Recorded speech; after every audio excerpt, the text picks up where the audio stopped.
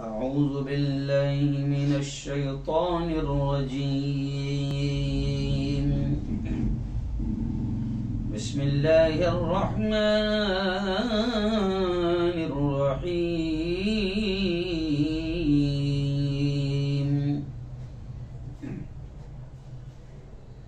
ज़हरल फ़सादु fill बर्रि वल बहरि बिमा कसबत ऐदिन नास वक़ाल तआला ला तुफ़सिदू फ़िल अर्द वक़ाल तआला फ़ला तहसबन्नल्लाह गाफ़िलन अम्मा यअमलुज़्ज़ालिमून वक़ाल तआला इन्नल्लाह ला युहिब्बुल मुफ़्सिदीन वक़ाल रसूलुल्लाहि सल्लल्लाहु अलैहि वसल्लम इत्तक़ू दअवतल मज़लूम वक़ाल सल्लल्लाहु अलैहि वसल्लम इरहमू मन फ़िल अर्द यरहमुकुम मन फ़िस समा।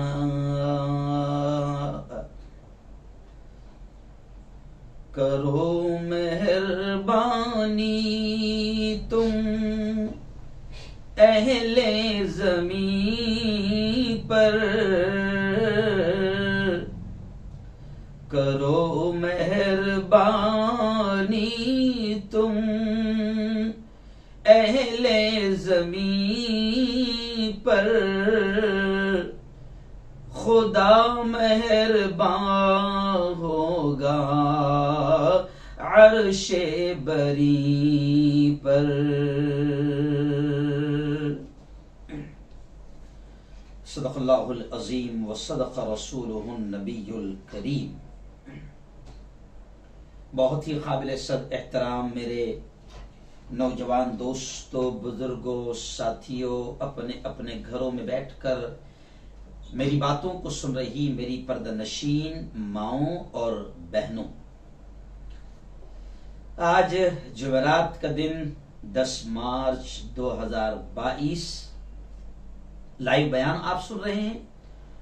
और आपको मालूम है कि वक्त और हालात के एतबार से हम कुछ न कुछ अहम अनावीन को सेलेक्ट करते हैं, और अगर कोई हालात ऐसे नहीं हैं तो फिर हम किसी न किसी इस्लाही टॉपिक पर हम बात करते हैं। जैसे गुज़िश्ता हमने बात की थी कि हराम कमाई के खुद की जात पर, अपनी औलाद पर और अपनी फैमिली पर कितने बुरे असरात पड़ते हैं, उस पर तफसीली 50 मिनट की बात हुई थी। और आज के हालात को मद्देनजर रखते हुए, क्योंकि आप देख रहे हैं तकरीबन अब 2 हफ्ते के करीब हो रहे हैं, आज 14वां 15वां दिन था, आपने देखा कि अभी तो फिलहाल माहौल थम रहा है, लेकिन आज का उन्वान हमने मुल्क के नहीं बल्कि आलमी हालात, यूक्रेन और रशिया के जो सामने आ रहे हैं, उन हालात को लेकर हम पूरी दुनिया को कुरान और हदीस की रोशनी में एक पैगाम देना चाह रहे हैं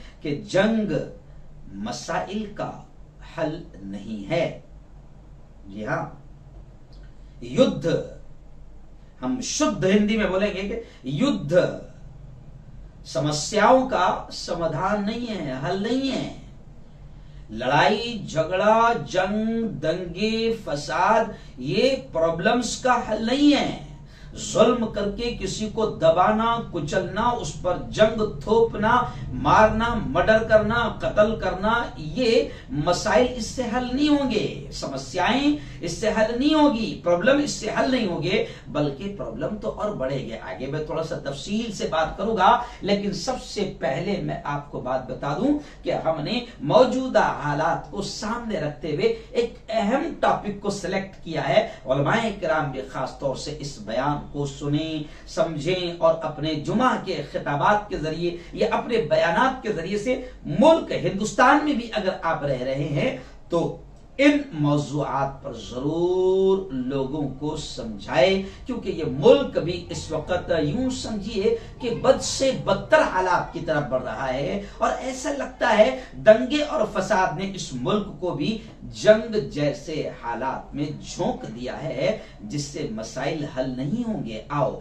सबसे पहले मैं आपको बता दूं, थोड़ी तफसीलात में इंशाअल्लाह लाऊंगा, लेकिन सबसे पहले मैं आपको बता दूं कि फसाद, जंग, कत्ल, जी हाँ, कितनी बुरी चीज है। आज जितने भी हालात बिगड़ रहे हैं वो इसी की वजह से बिगड़ रहे हैं। क्या क्या नुकसान हुए हैं अभी यूक्रेन और रशिया की जंग से, वो भी मैं आपके सामने लाऊंगा। इस प्यारे मुल्क भारत में तकरीबन यूं समझिए कि हजारों दंगे हुए हैं, उससे इस प्यारे मुल्क को क्या नुकसान पहुंचा है। मैं दंगे नहीं कहता हूं, बल्कि मैं इसे जंग ही कहता हूं, जो दंगे के नाम पर होती है, जो धर्म के नाम पर होती है, धर्म के सांप्रदायिकता जो फूट पड़ती है और जो फिर हालात बिगड़ते हैं। तो मैं इसे दंगे फसाद नहीं, बल्कि मैं इसे जंग ही कहूंगा।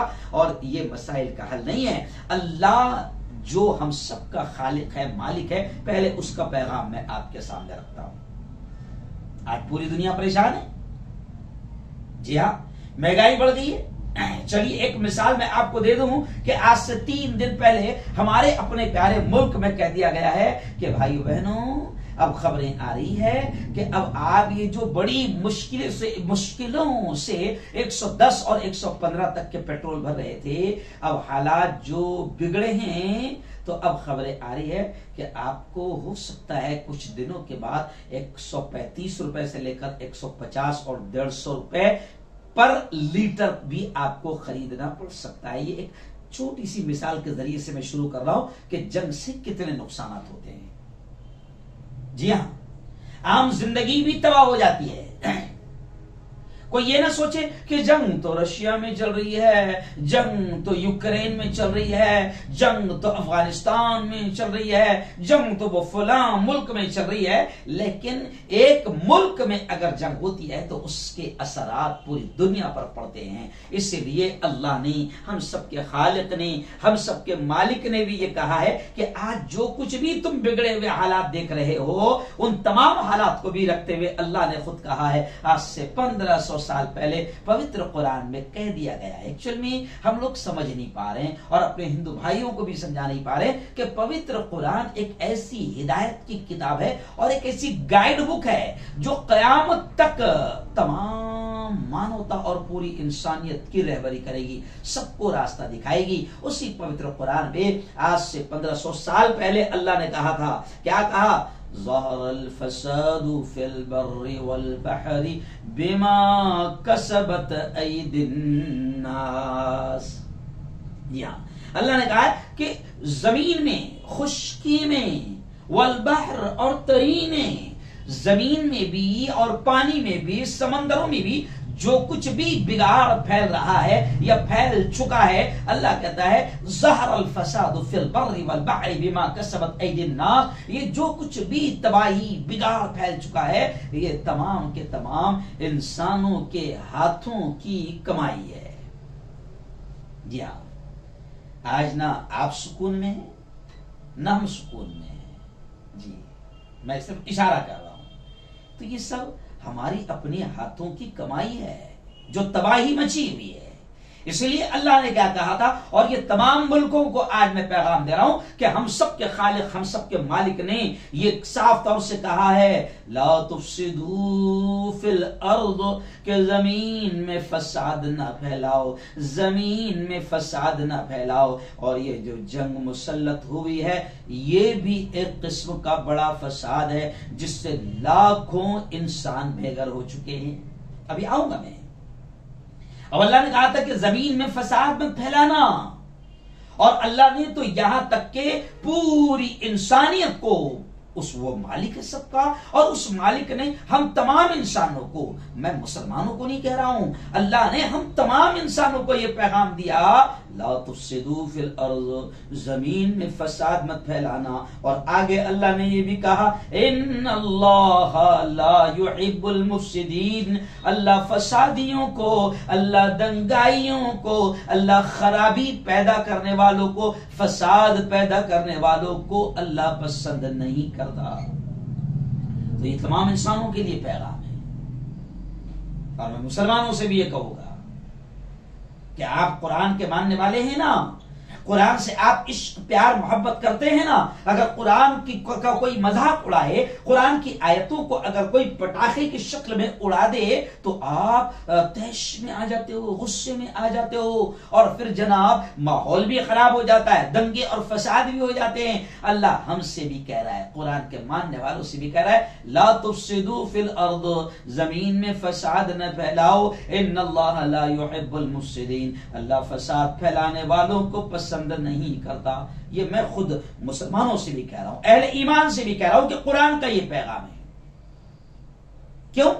अभी कुछ दिनों पहले जी, पिछले ही जुमा को, अभी एक हफ्ता आइंदा हो जाएगा, पिछले ही जुमा को पाकिस्तान के पेशावर में एक मस्जिद में ब्लास्ट हुआ।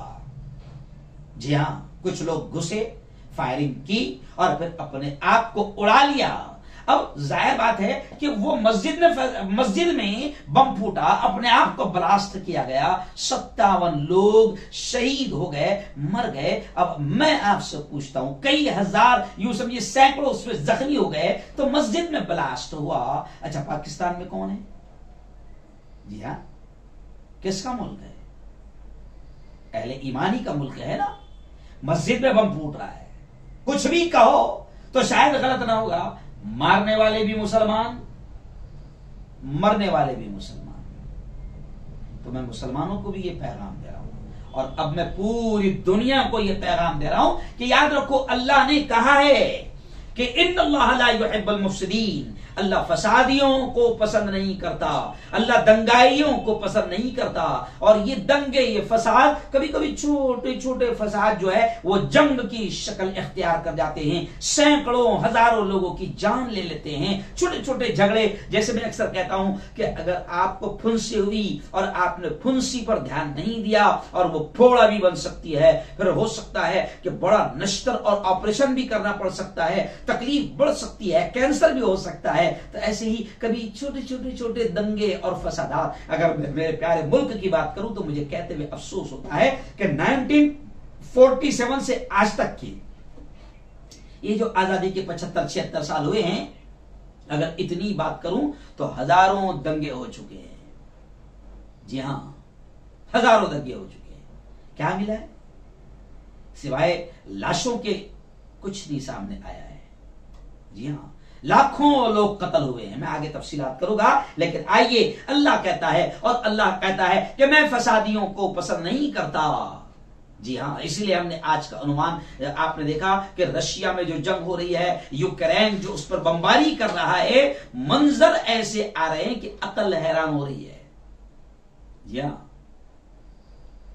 और याद रखें कि अब यूक्रेन में आपने देखा कि लाखों लोग बेघर हो गए हैं, बॉर्डर पर पड़े हैं, दूसरे मुल्क में पनागजीन हैं, कैंपों में पड़े हैं। इन 8 दिन में खुद हमारे प्यारे मुल्क के जो भारत के बच्चे आए हैं, उन्होंने जो दास्तान और वहां की कहानियां सुनाई है, जिन बच्चों ने अपनी आंखों से गिरते हुए बमों को देखा है और लाशों के चीथड़े देखा है और सड़कों पर खून देखा है, आज भी उनके दिमाग से वो मंजर निकल नहीं पा रहे हैं। आखिर क्या हुआ? हजारों की लाशें गिर गई, सड़कों पर खून बह रहा है। जी हां, नालियों में पानी की जगह खून दिखाई दे रहा है। पूरी के पूरे इलाके खंडरात में तब्दील हो गए हैं। लाखों लोग अपना घर छोड़कर कैंपों में और पंडाल में खुले आसमान के नीचे पड़े हैं। न खाना है, न पानी है, तड़प तड़प कर मर रहे हैं। कई सैकड़ों औरतें ऐसी है कि जिन्होंने अपने मासूम बच्चों को मरते देखा है, जिन्होंने अपनी आंखों के सामने अपने जवानों को दम तोड़ते देखा है, जिन्होंने देखा है कि उनके घरों पर कैसे बम गिरा और उनकी निगाहों के सामने अगर वो बच गए तो किस तरीके से उनकी औलाद मारी गई। बड़ा तबाही वाला मंजर, जो तस्वीरें और जो वीडियोस यूक्रेन की आई है, जनाब रूह कांप रही है, दिल दहल रहा है।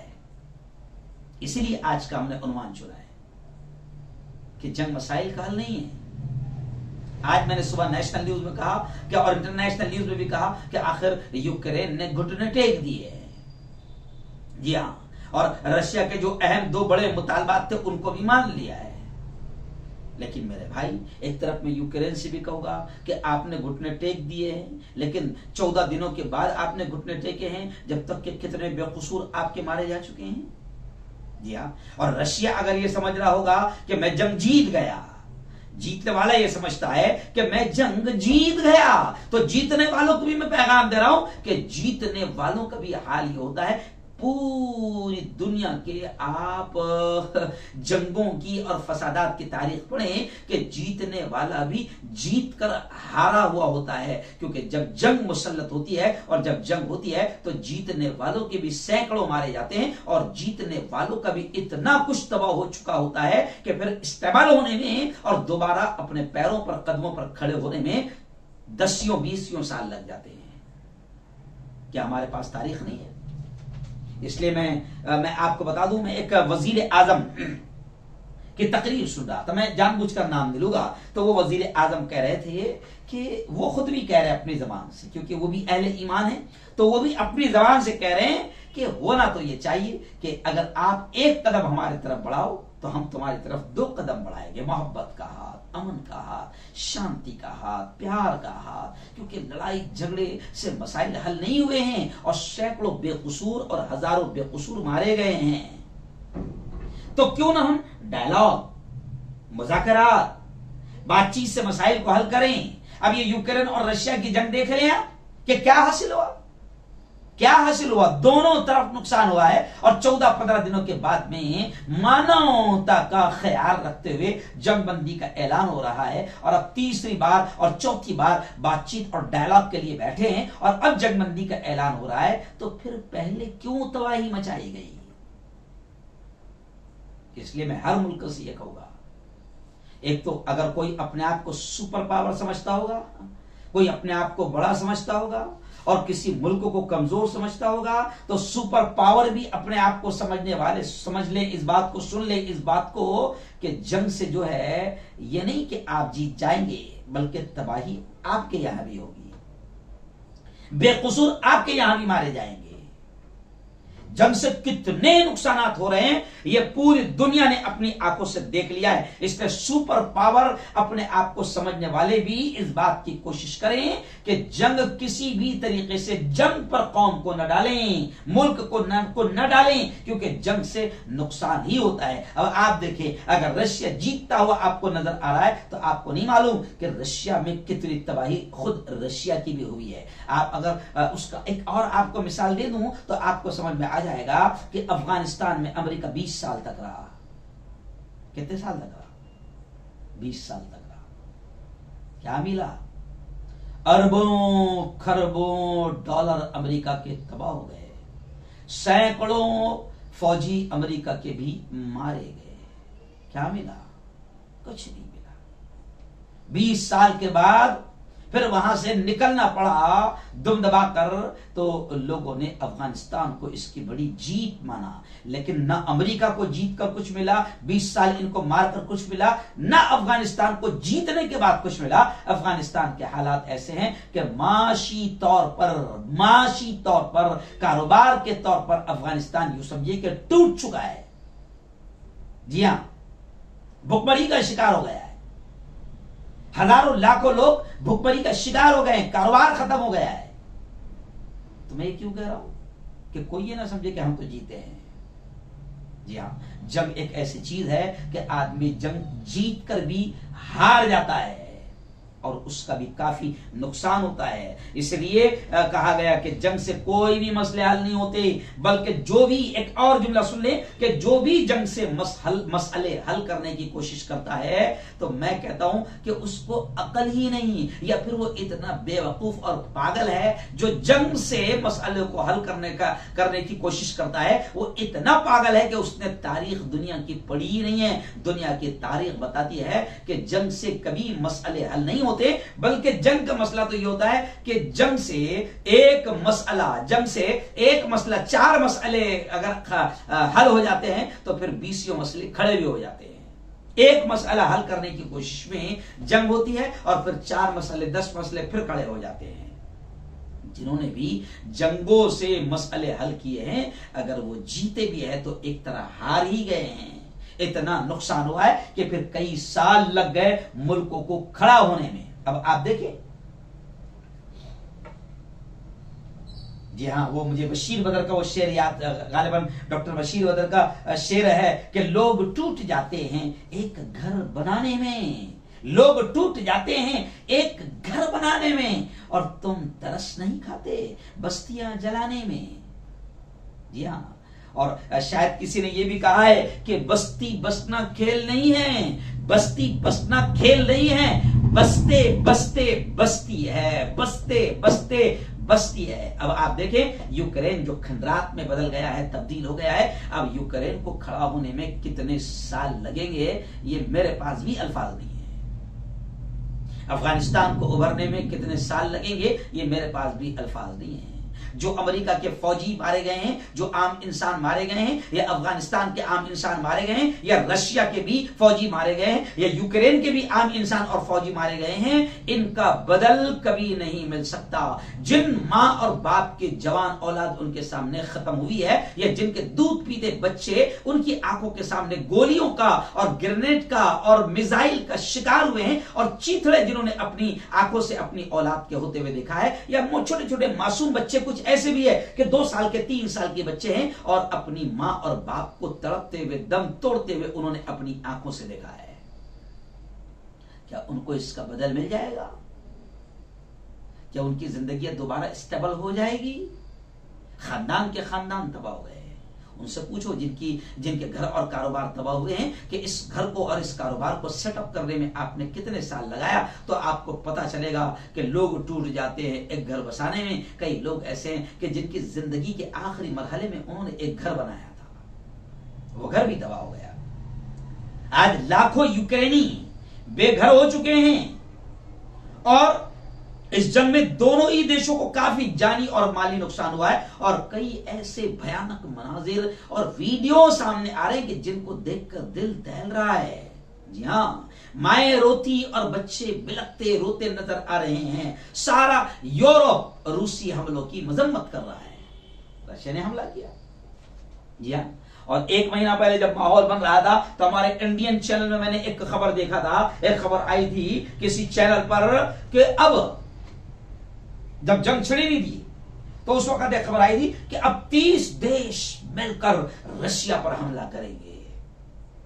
दिया उधर यूक्रेन को भी उकसा दिया, तबाही मच गई। रशिया पर हमला करोगे, रशिया ने कह दिया कि हम तो डूबे इंसान, तुमको भी ले डूबेंगे, और फिर इतनी बड़ी धमकी दे दी कि फिर कोई आगे नहीं बढ़ सका, कोई रूस को कंट्रोल नहीं कर सका। अच्छा चलो, अगर रशिया पर हमला कर भी दें तो यूक्रेन तबाह हो गया, रशिया ने कर दिया, रशिया को तबाह आप कर दो और रशिया फिर 2-3 मुल्कों को तबाह कर देगा। बल्कि आलमी पैमाने पर अगर एटमी हथियारों को इस्तेमाल किया गया तो कभी सोचे हो एटमी हथियार के नुकसानात आम इंसानों पर, और सिर्फ वहां नहीं पूरी दुनिया पर इसके कितने बुरे असरात आएंगे। इसलिए आज मैंने ये उन्वान चुना कि याद रखो, जंग मसाइल का हल नहीं है, जंग मसाइल का हल नहीं है। और यह भी याद रखो कि जंग कहीं पर भी हो, जुल्म कोई भी करे, जालिम कोई भी हो, कातिल कोई भी हो, उसकी निंदा मिलकर सबने करना चाहिए। और जालिम, अल्लाह के हबीब ने खुद कहा है कि जुल्म होता देखे तो देखो तो हाथ से रोकने की ताकत है हाथ से रोको, जबान से रोकने की ताकत है जबान से रोको।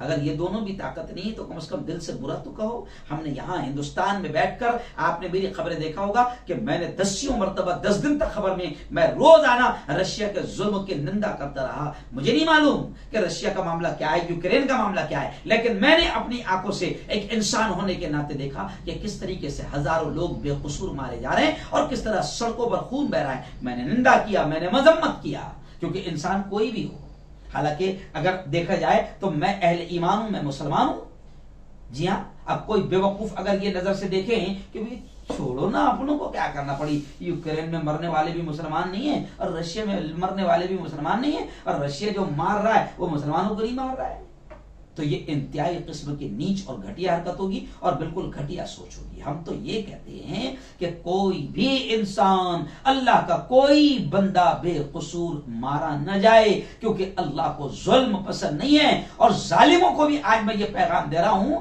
कि याद रखो, जालिमों को भी ये पैगाम दे रहा हूं कि अगर आप सुपर पावर अपने आप को समझते होंगे, आप अगर किसी मुल्क को दबाना कुचलना चाहते होंगे, तो जालिमों इस बात को याद रखो कि तुमने तारीख नहीं पढ़ी है पूरी दुनिया की कि बड़े बड़े जालिम जो हथियारों से लेस थे, जब वो अल्लाह के कुछ बंदों पर जुल्म करने पर उतर आए तो अल्लाह ने जालिमों को तबाह किया है। जालिमों के अंजाम आप पढ़ो, दुनिया की हिस्ट्री आप पढ़ो। कोई अपने आप को सुपर पावर ना समझे कि मैं पड़ोसी मुल्क को दबा दूंगा, मैं उसको कुचल दूंगा, मैं उसको दबा दूंगा। नहीं, जंग से मसाइल कभी हल नहीं हुए हैं और जुल्म आखिर जुल्म है, जब बढ़ता है तो घट जाता है। जालिमों का अंजाम भी बुरा होता है। जी हाँ, अब आप चलिए, खैर एक बात याद आ गई तो कह रहा हूं, यही यूक्रेन, क्या दुनिया नहीं जानती है? यही यूक्रेन, आज वहां पर जो कुछ भी तबाही मची हमको अच्छा नहीं लगा है, और इसीलिए आज मैं ये बयान कर रहा हूं कि ये अच्छी चीज नहीं है। लेकिन मुझे याद आता है कि यूक्रेन भी एक वक्त ऐसा था जो जालिम बना हुआ था, और यही यूक्रेन अमेरिका के साथ मिलकर इराक वगैरह में मुस्लिम मुल्कों में तबाही मचा रहा था। आज क्या हुआ? अल्लाह के पास तो देर है पर अंधेर नहीं है। जालिम कोई भी हो उसको उसका अंजाम भुगतना पड़ेगा, बिल्कुल भुगतना पड़ेगा। हम अपना हिसाब किताब भूल सकते हैं लेकिन अल्लाह नहीं भूलता है। ये यूक्रेन की मिसाल देकर मैं तमाम जालिमों से कह रहा हूं कि कोई अगर ये सोच रहा होगा कि इसको दबा दे, उसको मार दे, इसको ऐसा कर दे, इसको दबा दे, कुछ नहीं। अगर जुल्म करोगे अल्लाह के बंदों पर, फिर चाहे वो कोई भी हो, मैं अहले ईमान और अहले इस्लाम और मुसलमानों से भी कह रहा हूं कि अगर तुम भी समझोगे कि फुला को दबा दिया जाए, फुला को कुचल दिया जाए, और हमारे पास तो ये है, हमारे पास तो हुआ है, तो अल्लाह ये नहीं है कि अहले ईमान को छोड़ देगा, मुसलमानों को छोड़ देगा। मुसलमान भी अगर अपने पावर का, अपनी ताकत का गलत इस्तेमाल करेंगे और खुदा के बंदों पर जुल्म करेंगे तो अल्लाह मुसलमानों को भी नहीं बख्शेगा, जालिमों को अल्लाह बिल्कुल नहीं बख्शता है।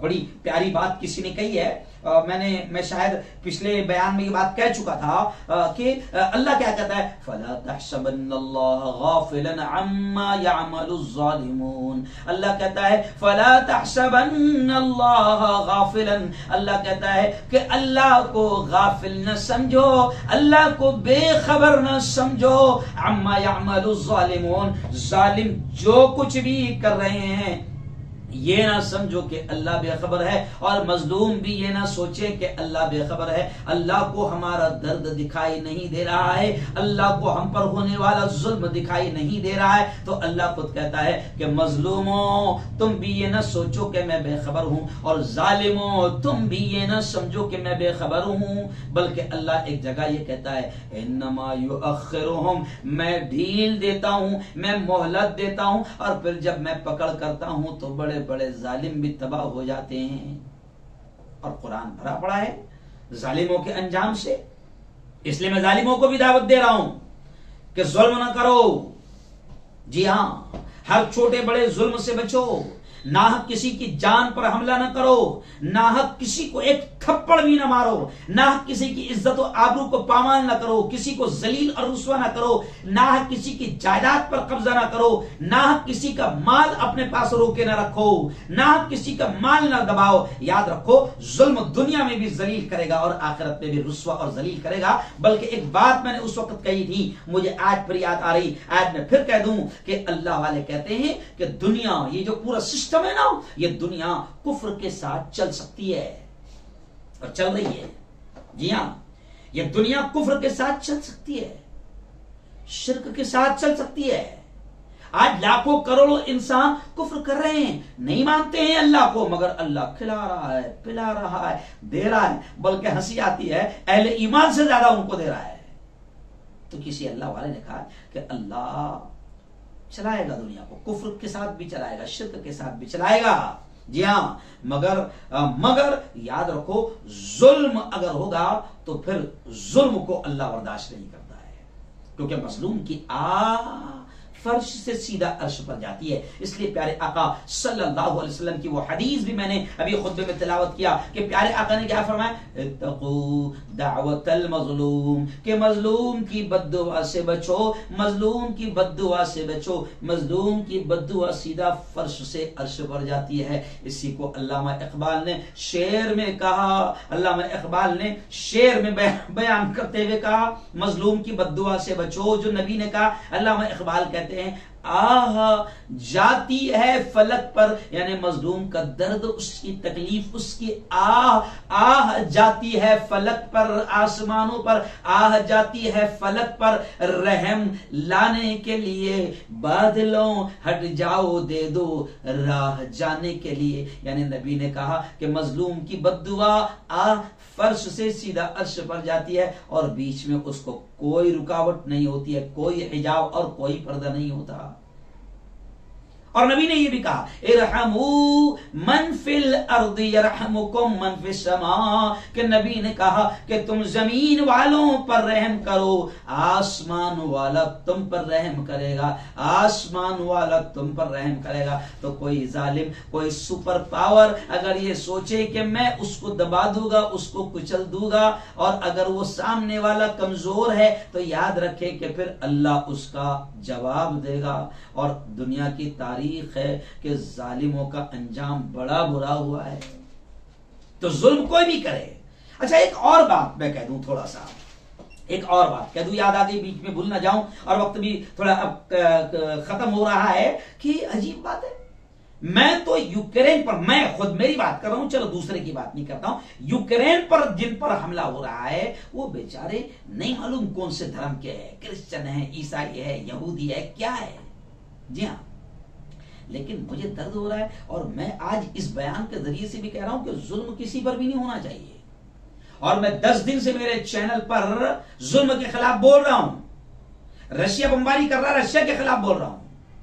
और अजीब बात है, यूक्रेन पर अब जो मैं बात कर रहा हूं उसको गौर से सुनना, कि यूक्रेन पर हमला हुआ है तो पूरा यूरोप तलमला रहा है, बिलबिला रहा है, चीख रहा है, चिल्ला रहा है, दर्द बयान कर रहा है, रशिया की निंदा कर रहा है, गलत कर रहा है। रशिया पर पूरा मुल्क, पूरा यूरोप थूक रहा है, और थूकना चाहिए, जो भी जुल्म करे थूकना चाहिए उस पर। मैं भी थूकता हूं जालिमों पर।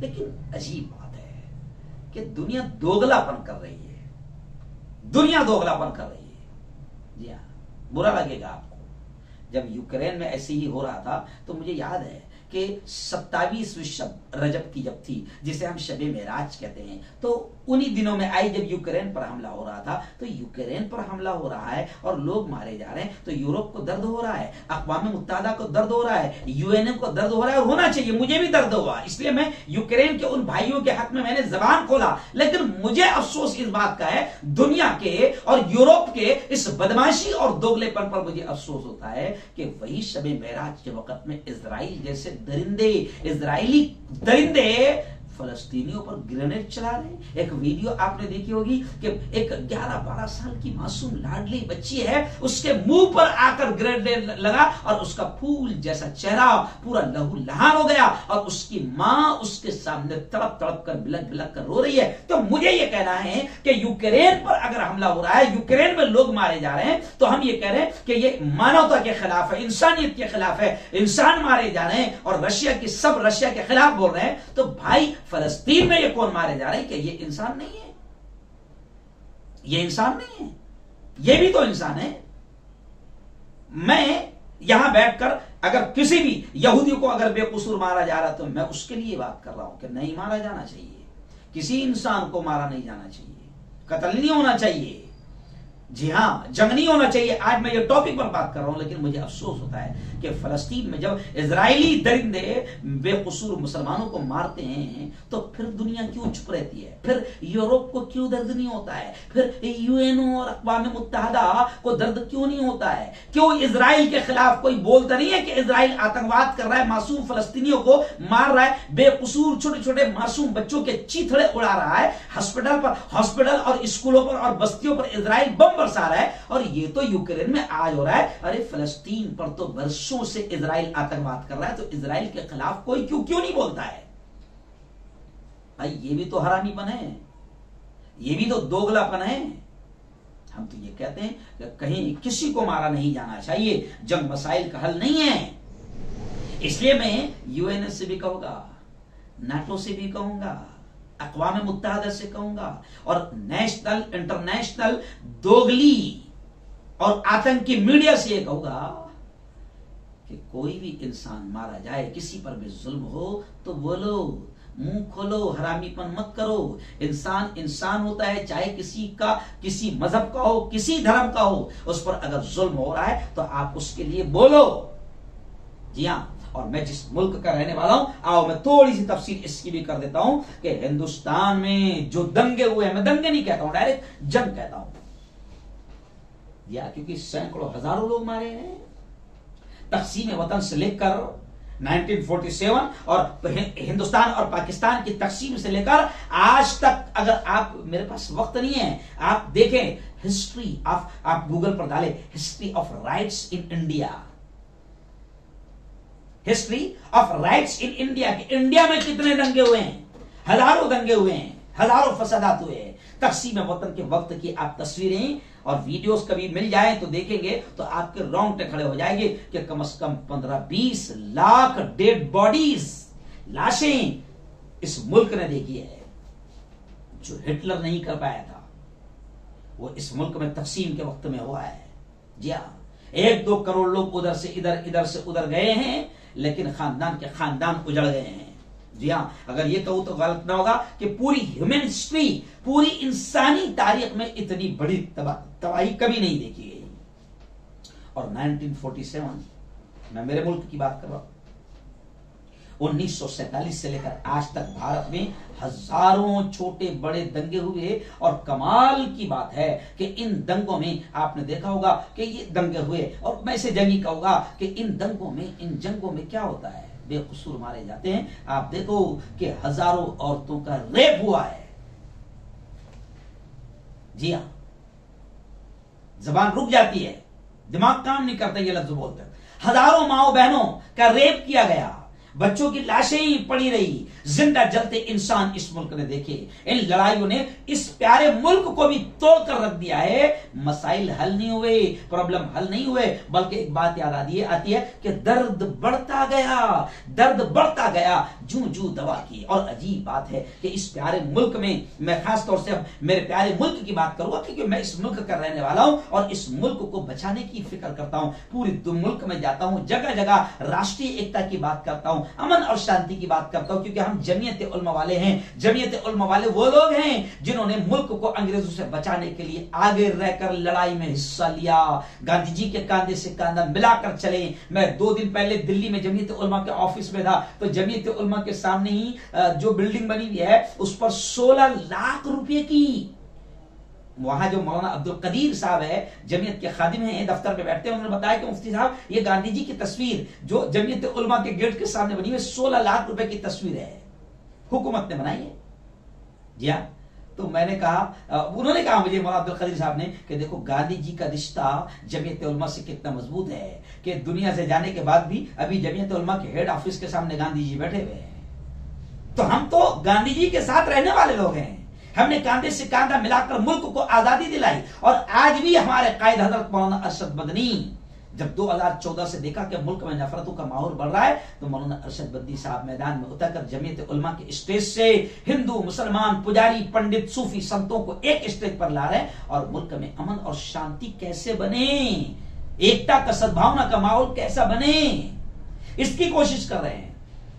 और हमारे कायद ये चाहते हैं, उनका मानना है, उनका कहना है कि आग को आग से नहीं बुझाया जा सकता, आग को आग से नहीं बुझाया जा सकता। आग को बुझाने के लिए बारिश, पानी की जरूरत पड़ती है। तो मौलाना अरशद बदनी कहते हैं कि आग को बुझाने के लिए प्यारो मोहब्बत की, अमन की बारिश कीजिए ताकि ये आग बुझे।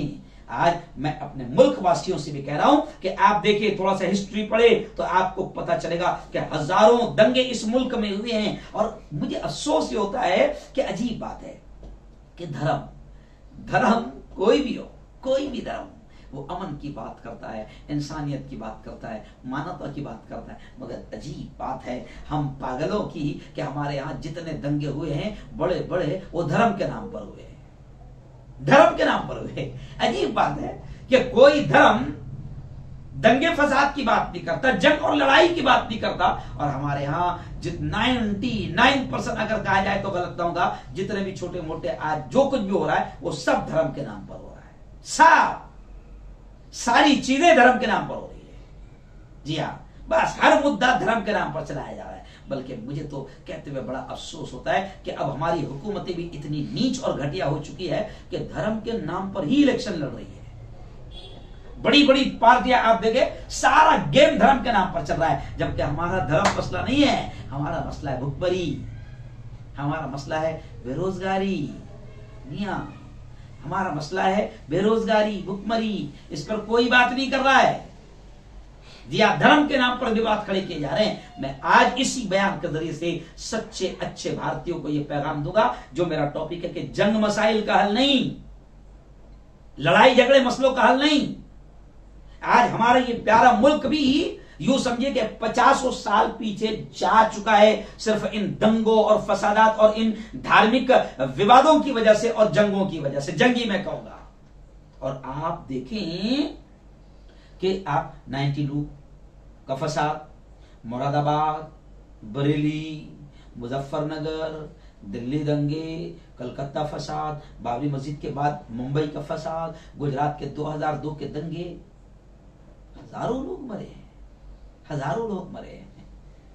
जी हाँ, और कातिल अभी तक दंदनाते फिर रहे हैं, आजाद फिर रहे हैं। जी हाँ, कातिल आजाद नहीं फिर रहे हैं, बल्कि अब तो बकायदा कातिलों का हाल यह है कि वो अब बकायदा मसीहा बन बैठे हैं। मेरे भाई, अल्लाह के वास्ते मैं सच्चे अच्छे भारतीयों से कहूंगा कि इस मुल्क के माथे पर ऐसे सैकड़ों हजारों दंगे कलंक है, जिसने इन दंगों ने आज तक मुल्क को उभरने नहीं दिया है। जी हां, और पूरी दुनिया की अगर बात करूं तो जंगों में कई मिलियंस, कई लाख लोग कत्ल हुए हैं, रेप हुए हैं, जलाए गए हैं। और इन दंगों और जंगों ने अमन और शांति वाले, अगर मैं मेरे मुल्क की बात करूं तो हमारे इस प्यारे मुल्क को, जिसको मैं कहता हूं कि अमन और शांति वाला ये मुल्क, सूफी संतों का ये देश, गंगा जमनी तहजीब वाला ये देश, आज हमारे मुल्क में भी दंगों ने और जंगों ने और धार्मिक उन्माद ने और विवादों ने हमारे मुल्क की गंगा जमनी तहजीब को भी जलाकर रख दिया है। और मसाइल हल नहीं हुए हैं, बल्कि बढ़ते गए हैं। इसलिए मैं ये भी कह रहा हूं कि कोई भी जालिम, कोई भी सुपर पावर दुनिया का कोई मुल्क हो या फिर हमारे मुल्क में हो, कोई भी ये ना सोचे कि किसी को दबाकर, प्रेशर में डालकर, किसी को जुल्म करके, किसी को कत्ल करके, किसी को कुचलकर, किसी को मारकर मसले हल हो जाएंगे और हमारा राज आ जाएगा, तो ऐसा कभी नहीं हो सकता है। जी हाँ, कभी नहीं हो सकता है। लड़ाई झगड़ा तबाही ही तबाही है। बल्कि हमारे बड़े कहते हैं कि ये दुनिया अमन से, मुल्क की बात भी कर रहा हूं, दुनिया की बात भी कर रहा हूं, कि ये दुनिया, पूरी दुनिया जिसमें भारत भी आ गए, ये दुनिया अमन से ही चल सकती है और टिक सकती है, जंग से नहीं। जंग तबाही ही तबाही है। और आखिरी बात कहूंगा कि जंग किसी के लिए भी आसान नहीं है। जो बड़े बड़े अपने आप को सुपर पावर कहते हैं ना और धमकी दे देते हैं, उनको भी नानी दादी याद आ जाती है। जी हाँ, जिसको आज पूरी दुनिया सुपर पावर कहती है। अमेरिका को 20 साल में झुंझुना मिला अफगानिस्तान में, नानी दादी याद आ गई। अरबों खरबों रुपए का नुकसान हुआ, सैकड़ों हजारों अमेरिकन मारे गए। गलत ही हुआ, यह भी गलत ही हुआ।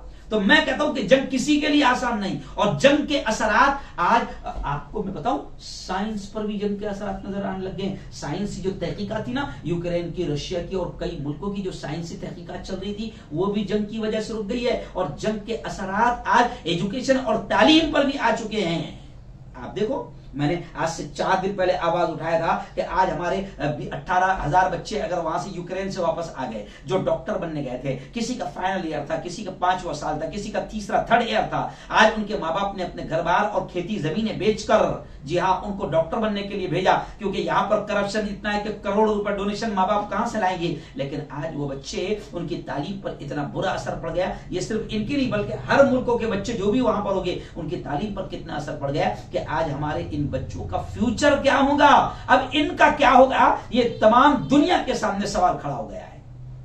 क्योंकि यूक्रेन में सिर्फ हमारे बच्चे नहीं थे, और भी तो मुल्कों के थे। आज तालीम पर कितना गहरा असर पड़ गया है। तो खैर जंग जो है वो मसाइल का हल नहीं है। दुनिया की भलाई इसी में है कि जंगों को खत्म किया जाए और जंग किसी पर थोपी ना जाए। बल्कि आखिरी पैगाम ये दूंगा कि कोई अपने आप को सुपर पावर समझता होगा तो वो इस भूल को, वो दिमाग में से इस बात को निकाल ले, कोई सुपर पावर नहीं है। जब जंग छिड़ती है तो सुपर पावर को भी नानी दादी याद आ जाती है और उसके भी हजारों लाखों बेकसूर मारे जाते हैं। इसलिए अक्लमंदी और होशियारी इसी में है कि जंग किसी भी मुल्क की न छिड़े और जंग कहीं भी न छिड़े। दुनिया अमन से चल सकती है, टिक सकती है। और अगर जंग छेड़ोगे अपने आप को सुपर पावर समझकर तो फिर तो जनाब छोटा मुल्क भी कहेगा कि हम तो डूबे हैं सनम, तुमको भी ले डूबेंगे और तबाही ही तबाही मचेगी। बस मैं इतना ही कहूंगा कि अल्लाह रब्बुल इज्जत पूरी दुनिया की हर किस्म के जंग से हिफाजत फरमाए। और बल्कि आखिरी जुमला कहूंगा, याद आ गई, हालांकि मैं इस पे कहना चाह रहा था लेकिन वक्त खत्म हो गया। आखिरी जुमला कहूंगा कि भैया जंग तो घर में भी हो तो तबाही ही होती है। जंग मियां बीवी में हो, डिवोर्स तक पहुंच जाए, तलाक तक पहुंच जाए, जी हाँ, खानदान के खानदान तबाह हो जाते हैं। तफसील का मौका नहीं मेरे पास। जंग भाई भाई में हो, नस्लें की नस्लें तबाह हो जाती है। जी हाँ, जंग किसी भी तरीके से लड़ाई भी लगी है, छोटी लड़ाई भी खानदानों को तबाह कर देती है। इसलिए न भाई भाई का झगड़ा हो, न बहन भाई का झगड़ा हो, न मियां बीवी का झगड़ा हो, न मियां बीवी की जंग हो। जंग तबाही ही लाती है, चाहे छोटी हो चाहे बड़ी हो। अल्लाह से मैं दुआ करता हूं कि हमारे इस प्यारे मुल्क की भी अल्लाह हिफाजत फरमाए। और प्यारे मुल्क के रहने वाले हिंदू मुसलमान सबसे कहूंगा कि कोई अपने आप को सुपर पावर न समझे। जी हाँ, जंग तबाही ही लाती है और अगर कोई इसकी तरफ बढ़ता है तो नतीजा उसका खतरनाक ही आता है। कोई अपने आप को सुपर पावर न समझे, न कोई मुल्क, न कोई खानदान, न कोई समाज। अमन अमन अमन अमन, इसी पर दुनिया चल सकती है, टिक सकती है। इसलिए मैं आखिर में एक डायलॉग बोलकर खत्म करूंगा कि जियो और जीने दो, और जीने दो इसी में तुम भी जियोगे, वरना तबाही तबाही आएगी। अल्लाह ताला हम सबकी हिफाजत फरमाए।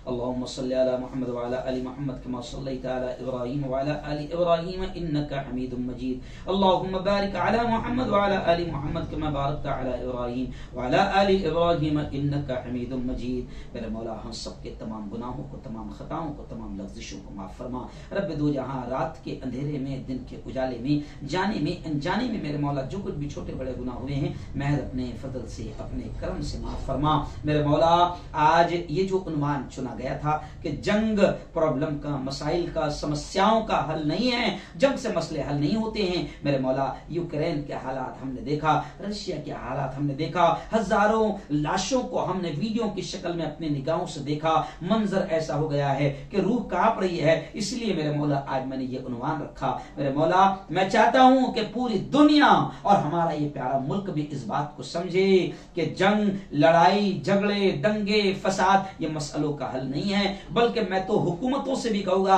जो नीच और घटिया हरकतें कर रही है, और हुकूमतों को ऐसा लगता है कि हम हिंदू मुसलमानों को लड़वाते रहेंगे तो बस हमारी कुर्सियां टिकी रहेगी और हमारी हुकूमत चलती रहेगी। लेकिन मैं हुकूमतों को भी समझाने की कोशिश कर रहा हूं कि इससे तबाही के सिवा कुछ नहीं होगा, मुल्क तबाह हो जाएगा। और मैं दुनिया के तमाम जालिमों को पैगाम देना चाह रहा हूं, मेरे यार, मैं दुनिया के तमाम जालिमों को पैगाम देना चाह रहा हूं कि जंग से मसाइल हल नहीं होते, अमन ही से दुनिया चल सकती है, टिक सकती है। मेरे मौला तो पूरी दुनिया को ये पैगाम समझने की तौफीक नसीब फरमा। मेरे मौला हमारे घरों से झगड़ों को खत्म फरमा, खानदानों से झगड़ों को खत्म फरमा, भाइयों भाइयों के झगड़ों को खत्म फरमा, हिंदू मुसलमान की नफरतों को खत्म फरमा। इस मुल्क में जितने दंगे और फसाद के माहौल बन रहे हैं, इस तमाम माहौल को खत्म फरमा और इस प्यारे मुल्क में भी अमन की, शांति की हवाएं चला दे। यूक्रेन और रशिया में अमन का माहौल बना दे और पूरी दुनिया में अमन और शांति का माहौल बना दे और पूरी दुनिया को मेरे मौला सच्चा सुकून नसीब फरमा। आमीन और या रब्बल आलमीन। रब्बना तक़ब्बल मिन्ना इन्नका अंतस समीउल अलीम व तुब अलैना इन्नका अंतत तव्वाबुर रहीम व सल्लल्लाहु अला नबील करीम व अला आलिहि व सहबिहि अजमईन बिरहमतिका या अरहमर राहिमीन।